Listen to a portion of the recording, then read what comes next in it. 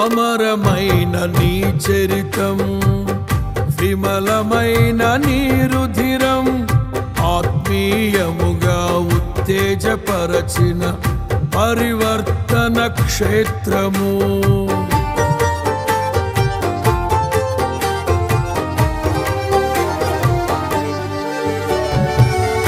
అమరమైన నీ చరితం, విమలమైన నీ రుధిరం, ఆత్మీయముగా ఉత్తేజపరచిన పరివర్తన క్షేత్రము.